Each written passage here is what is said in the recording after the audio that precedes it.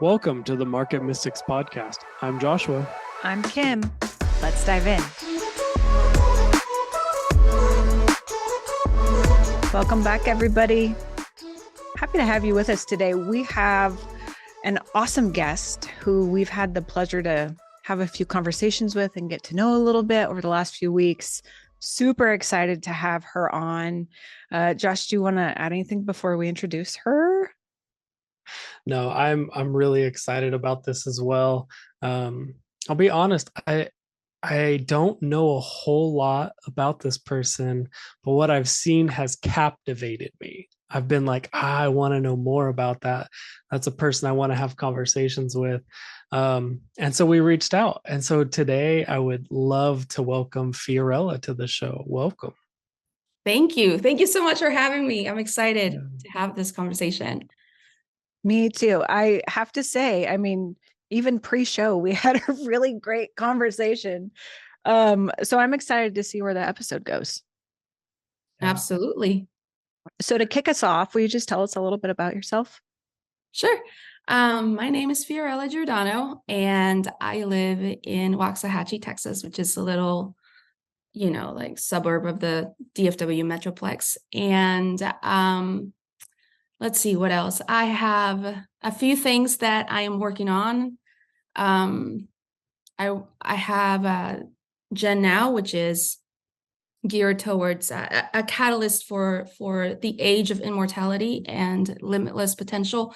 Then I have Singularity, which is more of a revelatory think tank space where we are actually processing and governing a lot of revelation unto innovation, unto applications, but we haven't gotten to that phase yet. And then I have Ionia's research, which is about creating a new mind. What does it look like to create a new mind through the gateway of awe and wonder? And so we look at the neuroscience of it and the spiritual intersection with the neuroscience and how to unlock greater measures of consciousness. And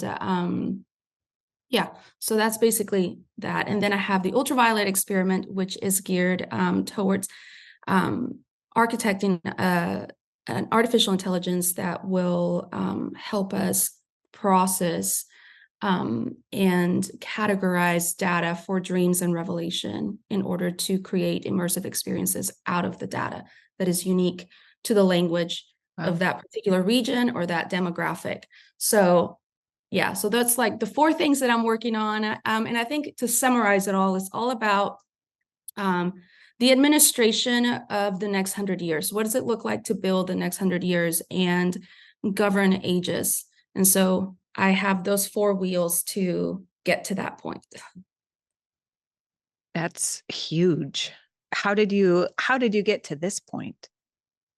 I think that there are so many phases to the journey. The ascension side of things in my journey probably started back in 2009.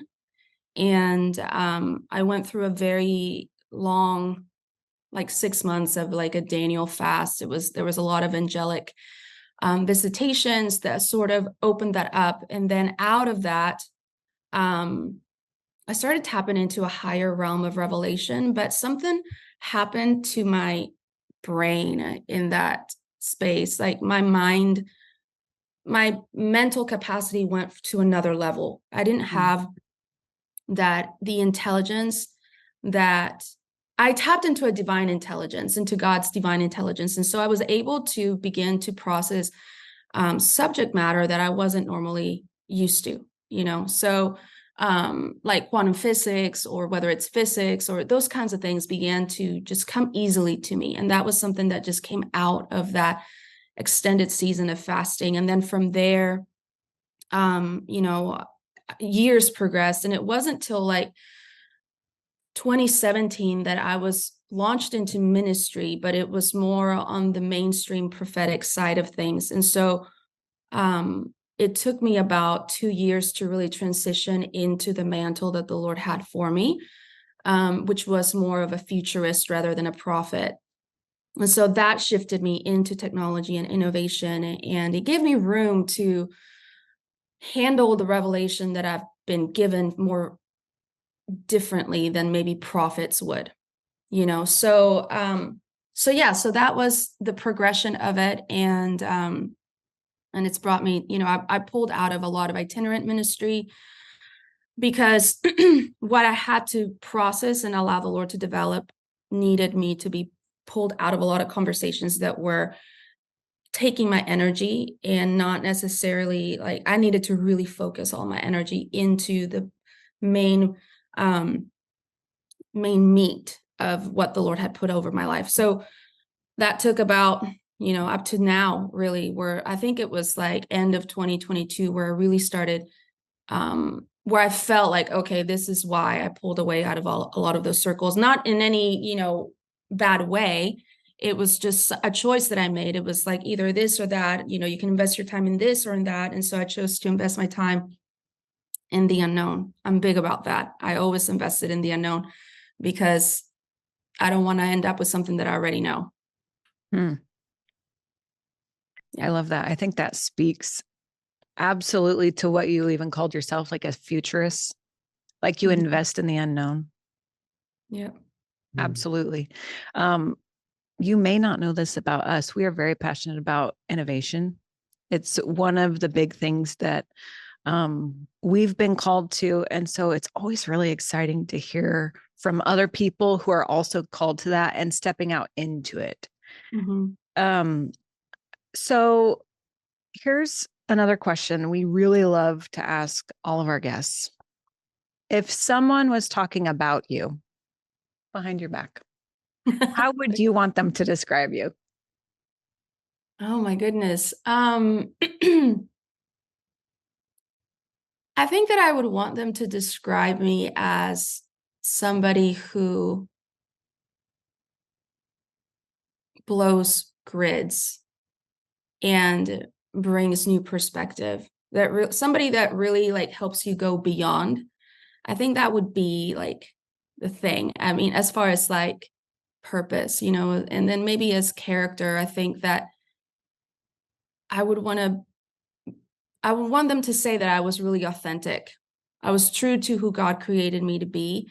And I wasn't afraid to be authentic in whatever context I was in. That's probably one of the highest compliments anyone can give another person, is just no matter what the situation is, that they were an authentic person. Yeah, for sure. Mm. Okay, so let's kind of go forward. I would love if you would talk a little bit more about that concept of administrating the next 100 years. Yeah.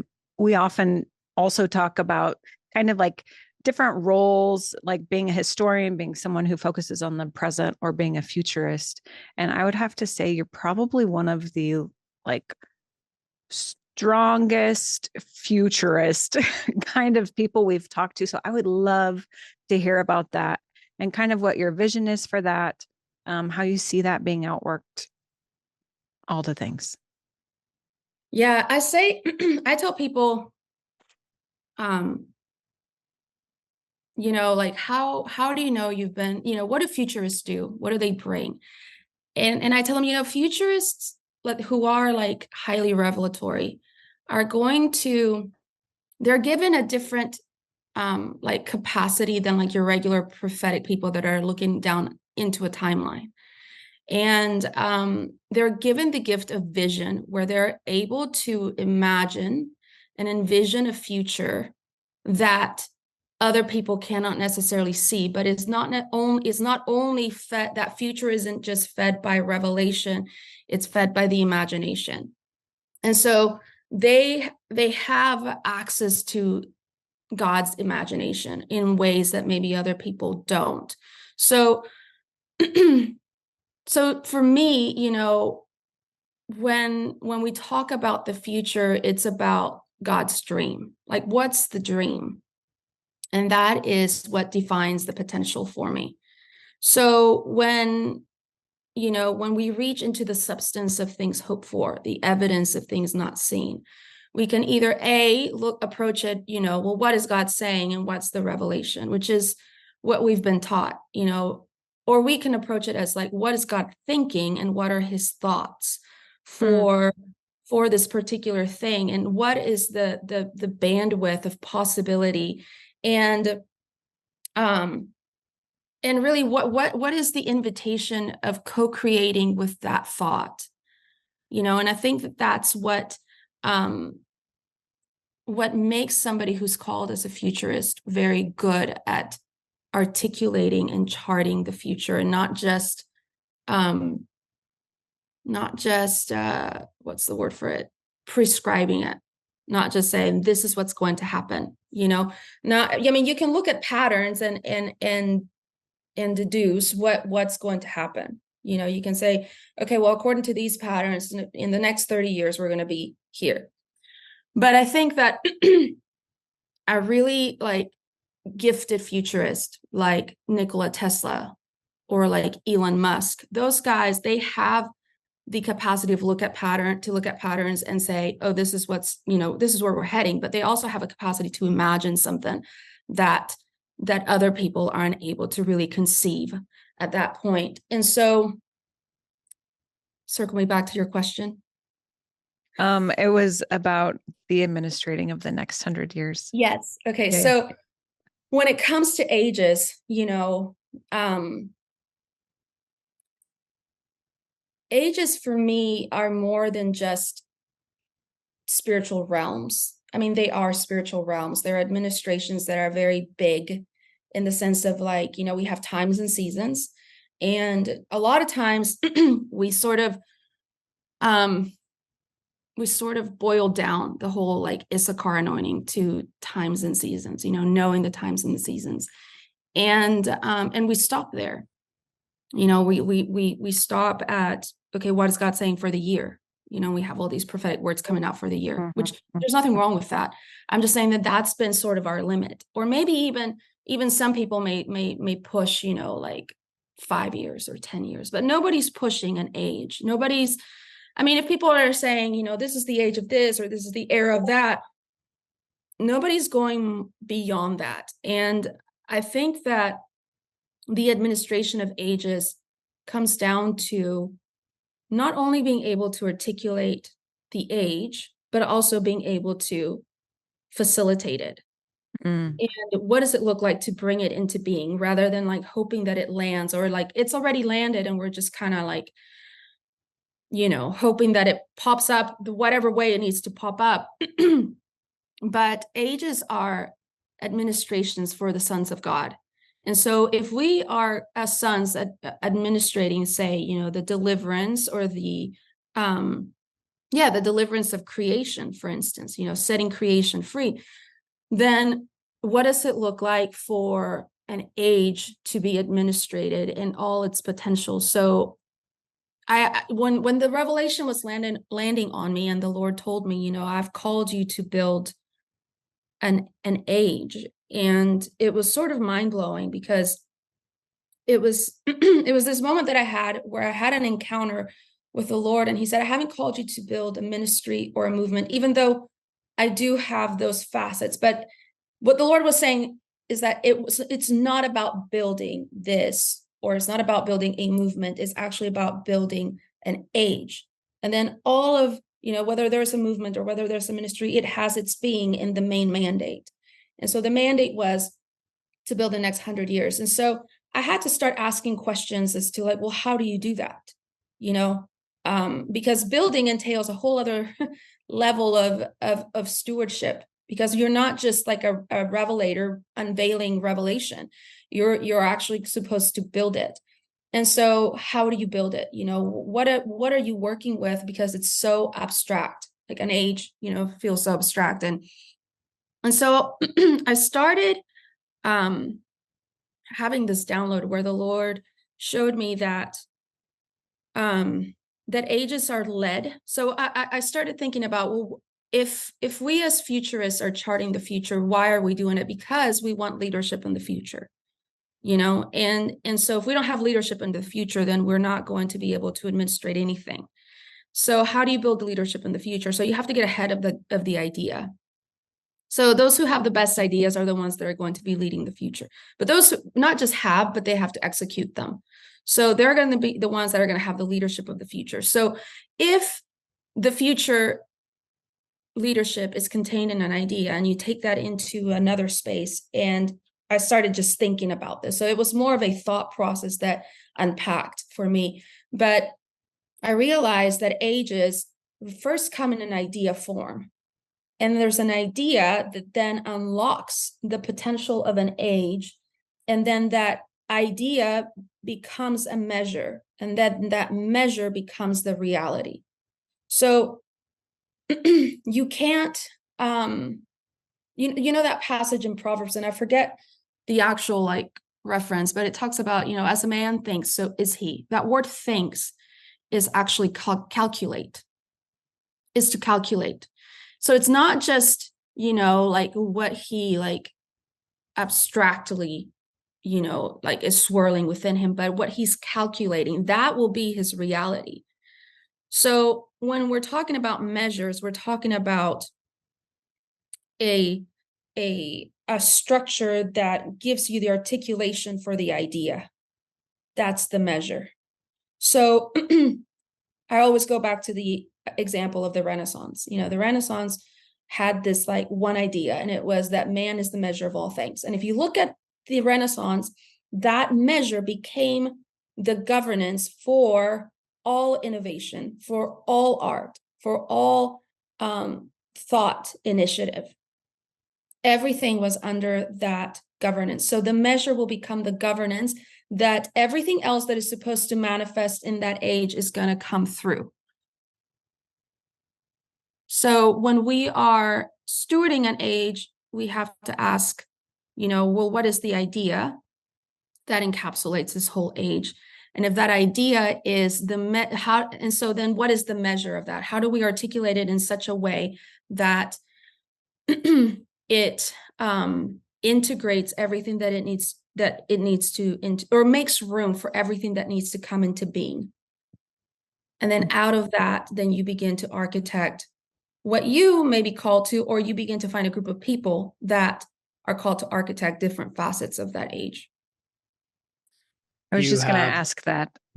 Sorry, Josh. I was just going to ask how, because it's such like big vision, right? Like governing an age is huge.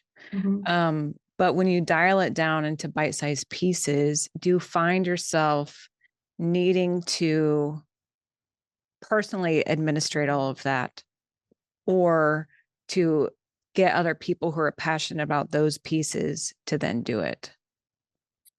I feel like it's a little bit of both. So there are some things that I know that I'm called to do, but I also know that there's a lot that I'm not going to be able to do myself. And so I look for, you know, I invite people to the table, to the conversation, like specific people that I feel are going to be okay being on that level of conversation, because it takes a certain level, not of revelation, but just of conversation. Like you have to be able to, a lot of people are not comfortable conversing about revelation. They're okay talking about revelation, but they don't give themselves freedom to play with it, to see, to experiment with it. Like they, you know, and that's something that maybe has been groomed in the prophetic community, that it's like this like holy thing that only can be this thing, you know, but God has given us free agency to create out of what he speaks. And so whenever, so if I'm inviting people into the conversation, then I allow revelation to emerge that maybe I didn't bring to the table, but I said, okay, here's the structure that we have. Now, what's everybody hearing? And then I look for the pattern. If a lot of people are hearing stuff about, let's say, light or water, which feel abstract, and it doesn't feel like, how can you build something out of that? But I know that there's innovation within that revelation. And so, or there's strategy within that, or there's a lens within it that we need. And so I allow that conversation to sort of unpack very organically. And then we create a team around that particular revelation. And then we find an application, whether it is through governing prayer, okay, so through just governing, but then we begin to ask, well, what would this look like in technology, or what would it look like in innovation, or what would it look like if we were to like play with it in like architecture? So let's say like we're getting revelation about light, and so we can have all these like very mystical conversations, or maybe conversations that entail more of like a physics side to it. But what if we want to go into art, and I'm like, okay, well, how do we play with light in a way that we let it have its voice in what we're building? And so then you can have all kinds of conversations, what kind of art you would create in order to let light have more of a voice in, say, a building that you're building. Or you can like, maybe, let's say you're creating a space, and then in that space you have certain little structures that are set in certain spaces to reflect light at certain times of the day. And so we use it all to, because we know that there's the voice of God is in that revelation. And so I find people that not only are highly revelatory, but are also like, some are scientifically gifted, some are linguistically, gifted, some are artistically gifted. And then when we are getting ready to execute an application, then that's when we bring everybody in. And that's when I would bring in the architects. If it's like more on the city building side, if it's more on, let's say, an immersive artistic experience, then I would bring in writers, I would bring in songwriters, I would bring in all those people that I know have the gift mix to make this thing happen. I haven't gotten to that phase of application yet, because a lot of this I've had to be very patient with.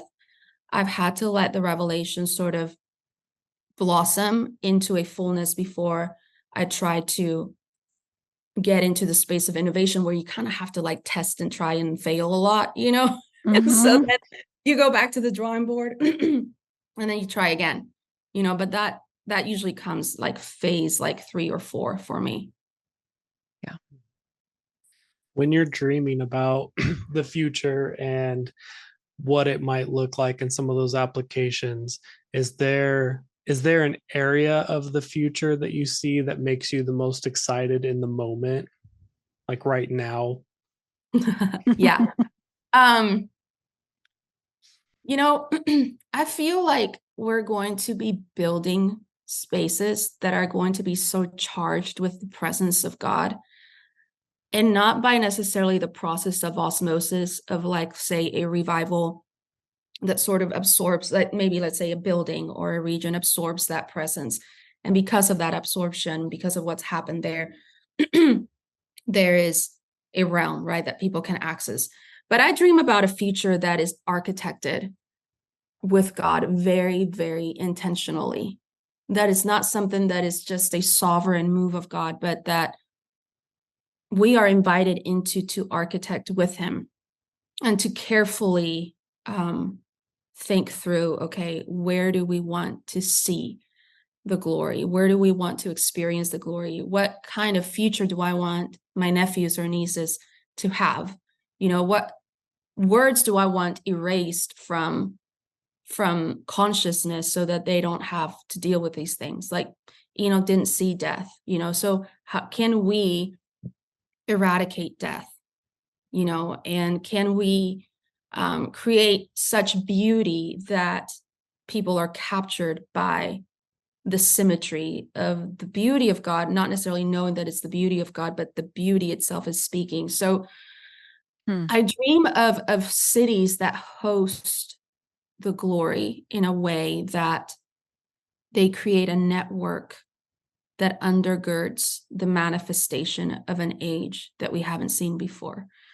That it encompasses the genius of God, the love of God, the innovation of God, and just the potential of God, the transcendence of impossibility. I mean, literally heaven on earth. And I know that's so cliche, but if you were to ask me, is it technology or is it this?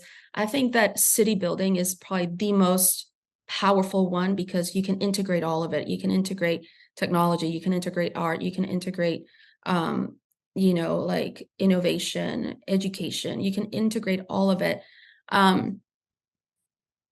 You can build a city that hosts an age, because I think that, in the past we have focused so much on the 7 mountains or 7 spheres, but if you look closely at that model, that was given to Lauren Cunningham, and I forget the other guy's name, initially in 1975, before Lance Wallnau came into it. It's specifically for the transformation of nations. And so I feel like that's kind of the cap. It's for nations. It's not necessarily for an age. An age, the model for an age is going to be frontiers. And those frontiers are going to create new mountains, new spheres.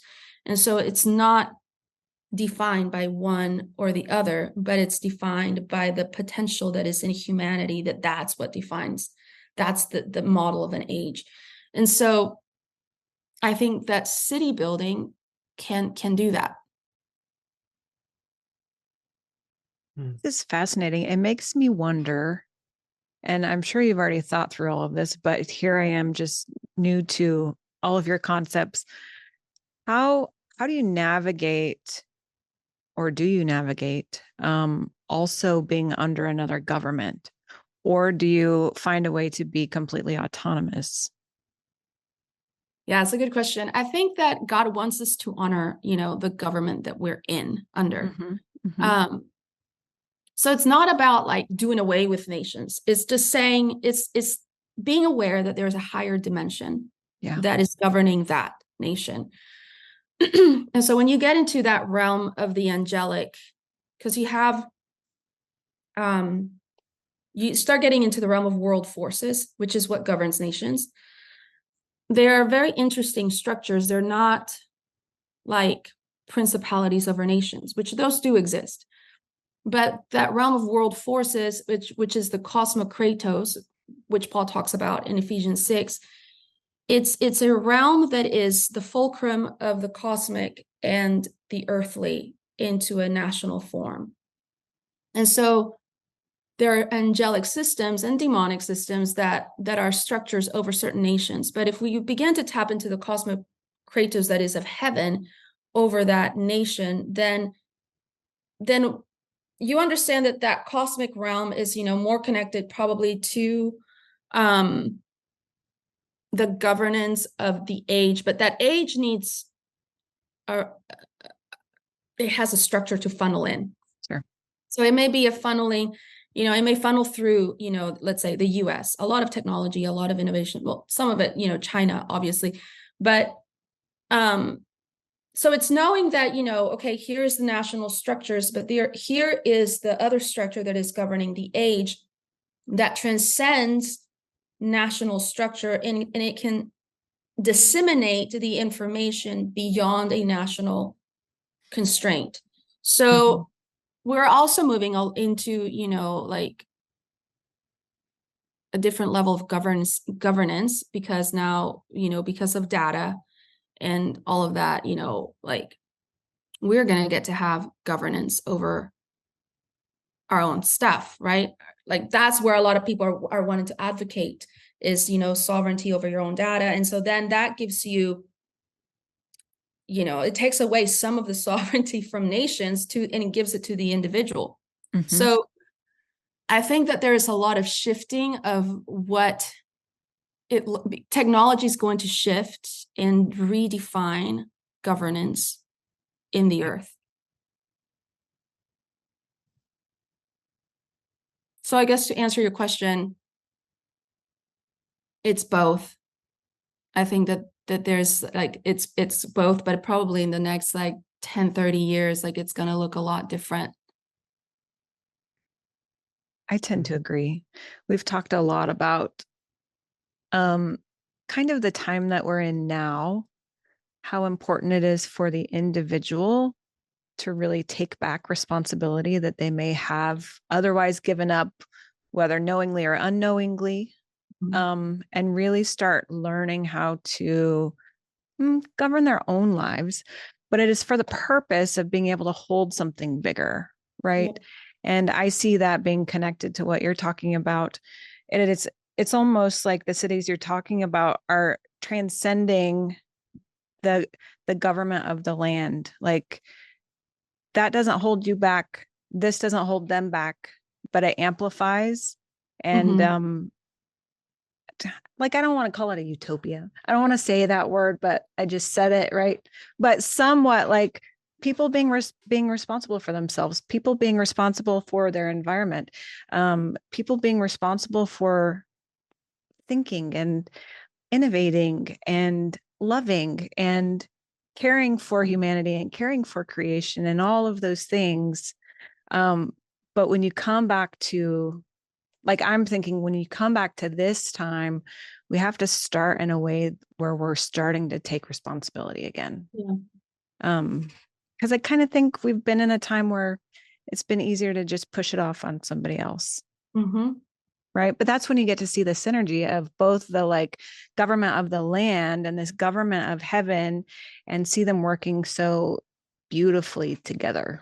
Yeah, because I mean, Isaiah 2 says that the nations will come, they will stream to the mountain, but if there's like no high place where they can like stream to, where they're coming to you and asking, how are you doing this?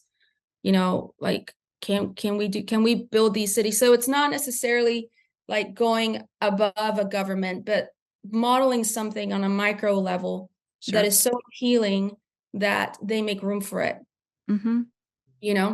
And I think maybe some nations will be more open to it than others, obviously, but I don't necessarily, I'm not about building like a refuge city or some sort of like Christian city, nothing like that. It's more about, the wisdom of God being paramount, but allowing the Lord to bring in the people that need to be part of that city, regardless of who they are or what their background is.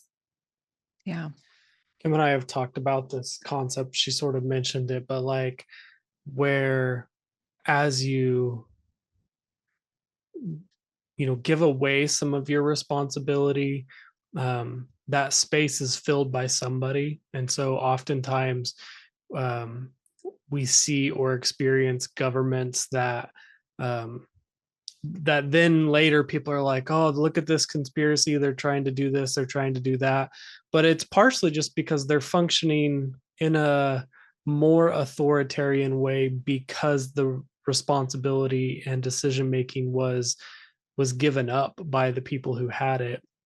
And it's my belief that as people started to take responsibility back, then the government would shift and adjust to facilitate that level of responsibility that they have. And so when you're talking about building these new cities, not in conflict with the current governments, but with, in harmony with them, that's what it makes me think of, is it's demonstrating that, hey, there is another way to do this. And ultimately the nations, the governments will see that and say, oh yeah, we'd rather do it that way too. And it'll shift and adjust over time into that as well. And so I just think that's a really beautiful like way of looking at it. It's not that you're fighting the system, but you're demonstrating within a system that there's a better way to do the system. Yeah, absolutely. And I think that, responsibility, I mean, you're right. If you abdicate responsibility, then somebody else is going to take that opportunity to, fill in that spot. And I think that, when we begin to really discern our potential, we begin to look at things differently. There's that passage that says, you will love God with all your heart, with all your mind, and then with all your strength, right? And that word strength is a really interesting word. It's the word iskas, and it means, how do I describe it? It's not an accomplished task. It's more about the potential power that somebody has to do a task. And so that word is actually a good word for potential. So to love God with our potential entails a whole other level of faith, because it's one thing to obey God by what you hear. You know, it's one thing to obey God or to love God with like your emotions, with your heart, with your thoughts, or your mind being your thoughts and your thought process and all that. But then with your potential is that space of like knowing, okay, this is what I've been given. I don't see it manifested. I don't even know what it looks like, but I'm going to love God with all of my potential. And a lot of that looks like embracing the unknown, but taking responsibility for your potential and not allowing a lack of opportunities to define your potential. Mm, I really So love that. yeah, so I think that, you know, when I think about, you know, setting your house in order, taking responsibility for things, I think, yes, it's like dealing with all the knowns, but also embracing, you know, because if we're trying to get to what no eye has seen or ear heard or entered the heart of man, I think that we have all these ideas as to what that means. And a lot of it is basically, you know, okay, do we reach a point of singularity in God that we don't really know what's beyond that? And so we just sort of, you know, hope for the best, that we're going to land on the right side of things. But or does it entail living and fellowshipping with the mystery of God in ways that we haven't before? And does that include our potential? You know, is living from this prescribed place of like, this is what my scroll says I'm created for? Or do you live from a place of like, this is what I have faith for? And is it both? You know, I believe that it's both. And so, but you can't really live in the unknown by what you have seen. You know, there has to Right. be, you have to make room for something else. But if the unknown is also your responsibility, and if we're trying to get into a future that we haven't seen or haven't heard or hasn't entered our heart, does it require us to live and steward our potential in a completely different way? Those are some of the questions that I'm sitting with right now. I don't really have an answer, but Yeah, it's a deep thing to sit with, because a lot of times when we look at a situation or when we're creating something, it's coming through the filter of our experiences and what we do know, what we have seen, what we have heard. And so that like potential of something outside of that, um it's like it's outside, it's almost outside of your imagination until it isn't. Mhm.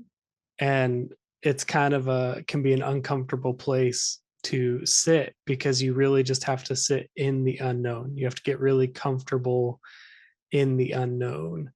And like I appreciated earlier, you said like sometimes I got to be really patient with this, because like that's Kim and I have been working on some projects where we're pushing some innovation and some other ideas, and sometimes we're like, oh yeah, God showed us this, so we just got to run, we just got to do this right away. And then we go to like start doing it, and there's nothing there. And it's like, oh yeah, like there's a lot of structure and a lot of governing that has to happen around this before this is landed in that way. Hmm. Yeah. Yeah. That I want being to go. said, oh, sorry.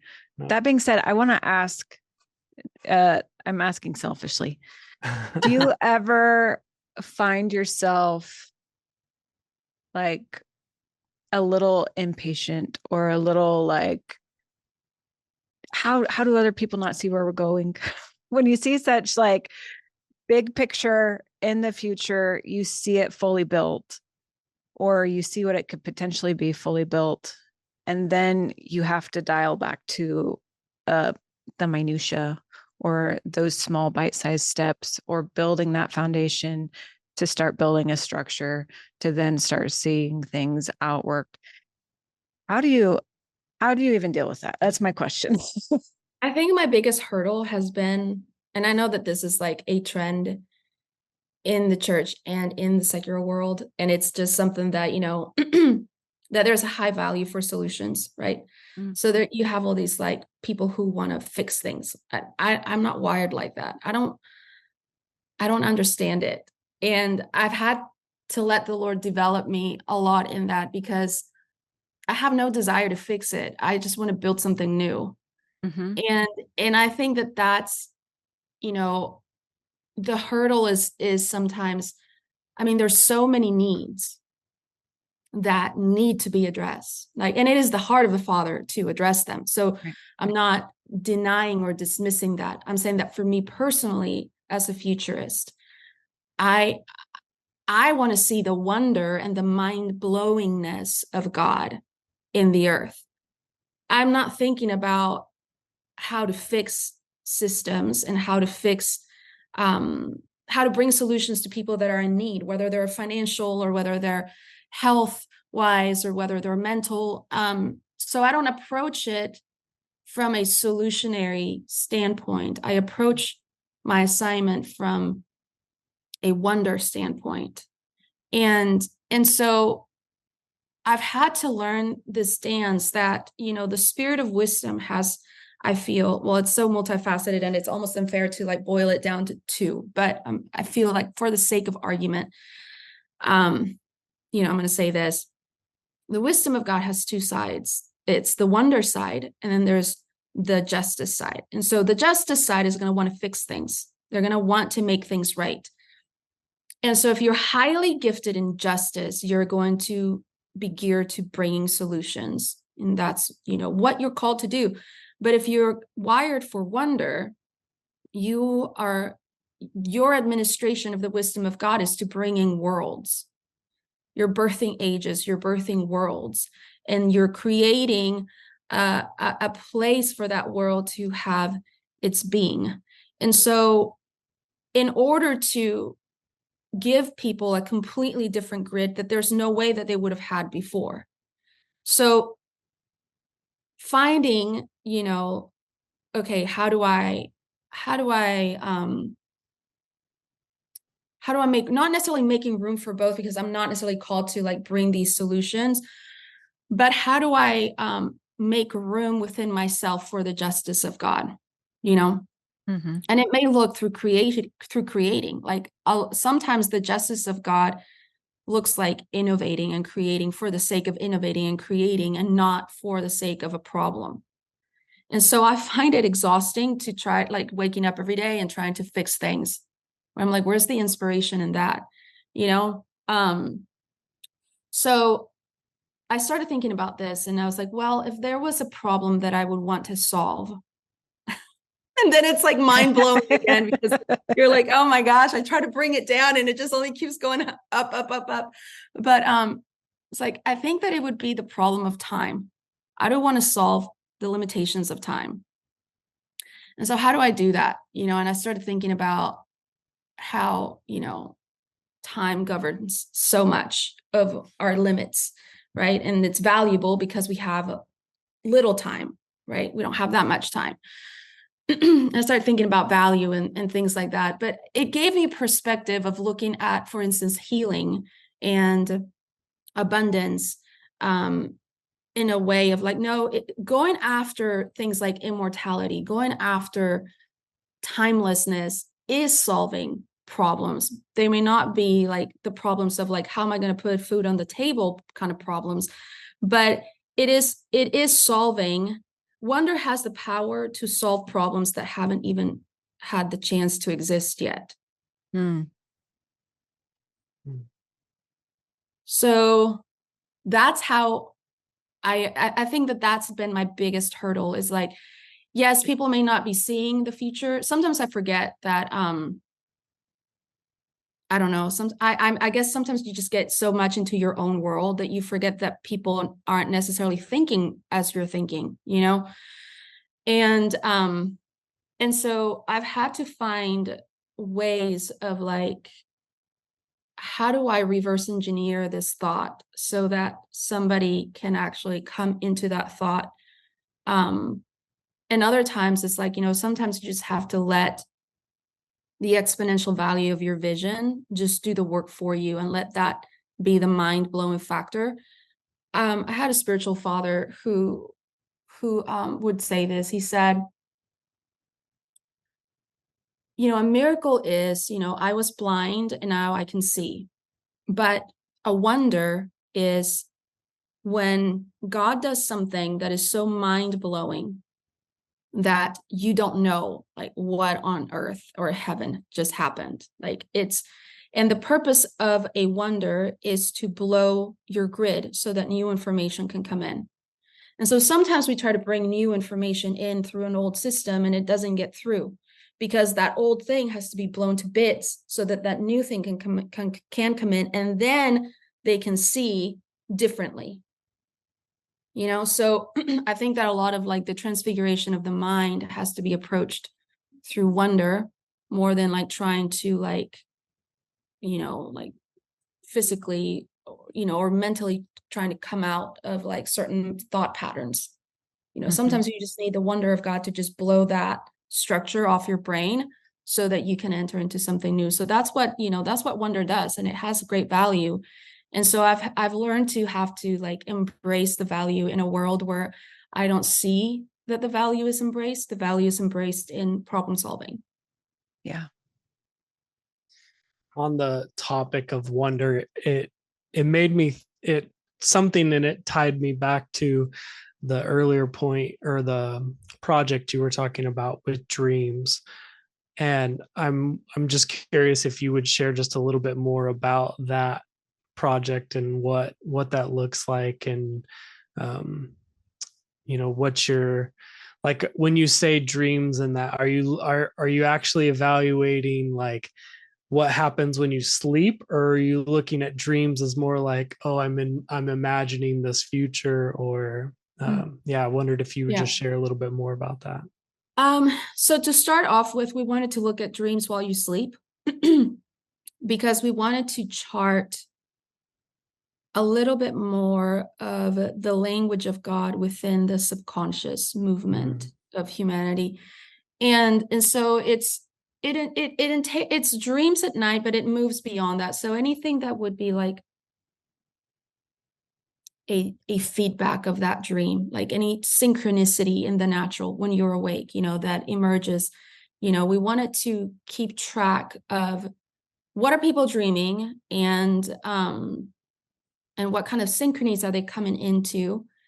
And then from there, like assessing, we can unpack it in so many ways. We can take it into synchronicities. We can take it into, we can look at, let's say, are there certain like numbers that are emerging in people's dreams that maybe are part of like a bigger numerical structure that we haven't even conceived about?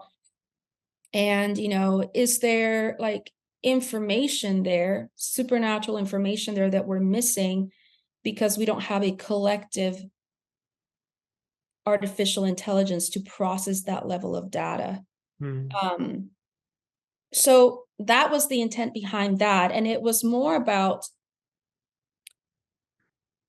the idea came out of this place of like, what would it look like if we were able to sonify the voice of God through immersive experiences, but finding sound in his voice that we haven't heard before? Like, like not necessarily from a prophetic word that has been spoken and published everywhere, but what is the voice of God and the language of God doing, let's say, in a region or in a nation? And if we build something around that model of his language within that people group, could what we build amplify and open their minds to understand what God is speaking without necessarily addressing the dream? If that makes sense. We're just using the symbology of the dream to create an experience that takes them through a process that brings them to a place where they can begin to like hear better, see better, understand better, and whatever neurological like shifting there is. Obviously we want to document that, but we wouldn't be able to do that till after the fact. So so the idea was, to categorize dreams through, regions, like certain demographics. So like ages, what certain people at certain ages are dreaming about. Do people flying into certain cities start dreaming according to that symbology as well? Like we wanted to track all of that to see, how the language of God was moving, and then taking in different facets of creation that maybe we haven't sonified before, and finding the harmony of what hasn't been heard before and what we aren't really fully understanding, and creating something that is beautiful, but may not necessarily address those things, but it's just an expose of that particular language realm that the Lord is releasing. And we wondered, what that would do and what kind of angels would be activated, how that region's consciousness would shift whenever it's understood. They may not know it's understood, but you can tell, coming across a person that maybe you haven't told your whole life story, but they get you, is that feeling, but on a greater level. And so what does it mean whenever a region is big? They get me. And that region, creation, people, everything begins to respond as there's here there wasn't before. So that is the idea behind the ultraviolet experiment. It's still in development. I have had somebody work on it. But at the nitty-gritty of it, we have to find some developers that are going to have to really develop it from the ground up. So we can't really use certain builds for it, that are already pre-made. That makes sense. It's something that's super fascinating to me because I'm someone who can't fall asleep without dreaming. Every single time I sleep, I dream, and I often remember what I dreamed. And so it's just really intriguing to hear you talk about utilizing that in a new way. Frozen? There? We're here.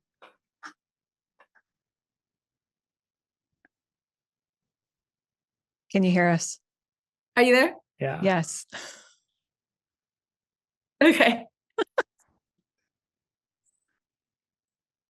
I think we've used all the bandwidth that we collectively have today.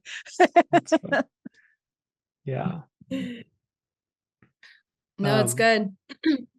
Yeah, I was just saying, I think it's just really intriguing. That part of it's intriguing to me because I dream every time I sleep. And so it's the way you're utilizing that. And I would say it's almost a largely untapped, at least from what I understand, untapped way of utilizing it. I mean, I know there's people within the prophetic that talk about their dreams and the meaning and symbology. There's 1,000 books written on it, but actually taking it from a group, a mass calculation of it, and testing the regions and things like that. It's just a really intriguing aspect of your projects. Yeah, I think that I feel like there's a dream intelligence that we're missing. There's a whole realm of an intelligence that we haven't really mined. I mean, there are so many things that are speaking into your dreams that are from the God side that we've just sort of oh, it's this symbol or that symbol. But there really is a whole intelligence that we haven't really explored, and we won't be able to explore it unless we can get out of the box of how we have been in quote unquote interpreting dreams. But for me, dreams are an intelligence, and so I treat them as such. I don't necessarily treat a dream as oh, I've had this dream and this is the interpretation for it. It's more as to some dreams are actually landing mechanisms for a greater field of revelation, but you have to be able to, and it's usually the ones that you can't make sense of, and you have to be able to gain a whole other ability in God to read patterns through many dreams. And when you can begin to land the pattern that you see, let's say through 10 dreams, then you can begin to see a whole bigger arc of the story that you didn't see before. And so ages move through that arc rather than through a particular dream. So if we are engaging the powers of an age to come, then they're coming through something, but we're just not really capturing them because we don't understand how they're coming. So the dream intelligence space gives you that capacity to do that. Yeah, I love that. Pattern recognition is really important. Yeah, we often talk about the importance of that in being a mystic, or we talk a lot about trading, and pattern recognition is just important in general in life and in all areas that you do. But there are some areas that it's maybe more prevalent or maybe more front of mind in what you're doing. But yeah, it's super important. Absolutely. Well, this has been such a fun conversation. I've really enjoyed it. And there's so many questions we have, and like, things we've talked about that I'm like, okay, like I need to sit with this for a little bit, and then we need to have you back and ask some more questions, because there's just so many layers to all these things that we're talking about. But I just really wanted to thank you and honor you for spending some time this afternoon with us. It's been a pleasure. Absolutely. Thank you for having me. Yeah. Thanks so much, Fee. It really has been great. We look forward to chatting again. Absolutely. Me too. Awesome. All right, guys. We will see you next time. Thank you for sticking around. Listen for new episodes every Monday and Thursday. Find us on all social media platforms by searching for Market Mystics. Don't forget to follow and subscribe. Visit upperroomcd.com, where you can find more information about the hosts, projects, and guests. Go deeper by booking a coaching appointment focused on redefining identity and wealth in your life. See you next time.